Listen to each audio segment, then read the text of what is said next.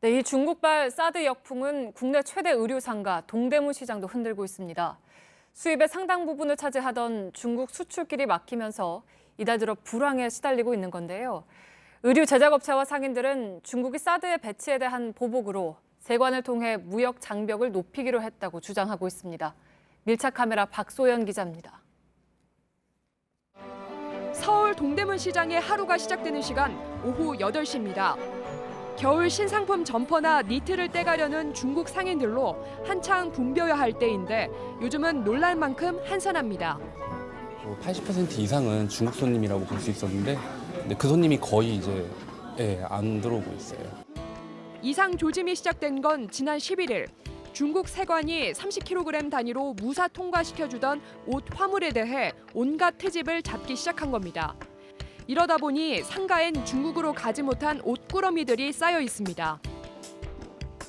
동대문의 한 대형 상가입니다. 이렇게 사무실 한켠에 낱개로 포장된 물건들이 가득 쌓여 있습니다. 자세히 한번 볼까요? 이렇게 길림, 장수성이라고 적혀 있는데 이미 몇 주 전에 중국 전역에 도착했어야 할 물건들이 여전히 한국 사무실에 남아 있는 겁니다.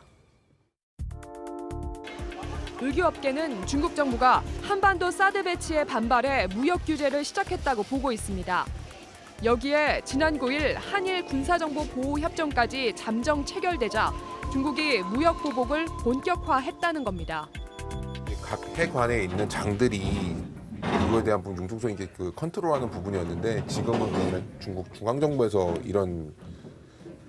이 건에 대해서 이제 오더가 내렸다고 얘기를 하더라고요. 하다 보니까 이제 전면적으로 다 스톱이 된 거죠. 의류 매장만큼이나 타격을 입은 건 화물 운송업체입니다. 중국 전역으로 물건을 배송하는 물류업체입니다. 포대가 쌓여있던 몇 달 전 모습과 다르게 지금은 물건이 몇 개 없습니다. 조금만 밖으로 걸어 나와도 차이를 확연하게 느낄 수 있습니다.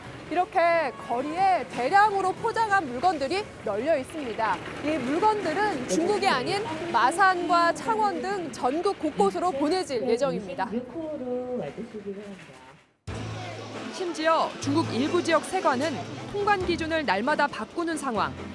이러다 보니 가지고 온 대로 물건을 붙여달라는 소매상과 안 된다는 운송업체 간의 입씨름이 벌어지기도 합니다. 보내 오늘 이거. 아니 오늘 보내도 그쪽으로 안 나가는 거 좋아요. 농경으로 보낼 수 있는데 보통 통관이 10일 될지 2일 될지 몰라요 지금. 상인들의 속은 타들어갑니다. 물건 양이 적다고 또 안 된다고 딴지를 거는 거죠. 이제껏 한중 경제교류 활성화 차원에서 옷은 정식 수출입 신고 없이 특송 화물로 중국으로 들어갔는데 중국 지역 세관들이 이걸 더 이상 용인해주지 않겠다는 뜻까지 밝히고 있습니다. 이렇게 되면 지금껏 한류 패션의 강점이었던 빠른 배송과 가격 경쟁력이 급속하게 떨어질 수밖에 없습니다. 自从萨德入韩以来，中韩的关系开始紧张。那么韩国的这些潮流的服装，在整个中国市场的服装地位已经开始下滑。 동대문 경기가 얼어붙으면서 일감이 줄어든 짐꾼들은 막막하기만 합니다. 한 30% 정도 줄은 것 같아요. 많이 줄었어요. 비닐 포장지를 만드는 업체들의 시름도 큽니다. 옷을 어디다 담겠어? 봉투에 담아주잖아. 옷이 나가서 봉투를 써야 되는데 봉투도 주문이 없는 거예요. 상인들은 정부가 나서 중국 정부와 대화를 해달라고 요구합니다.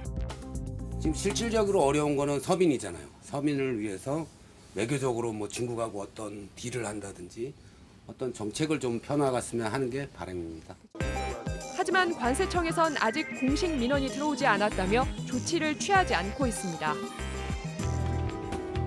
까다로워진 중국 세관의 통관 절차가 어디까지 영향을 미칠지 걱정하며 동대문 의류업계는 여느 때보다 추운 겨울을 맞이하고 있습니다.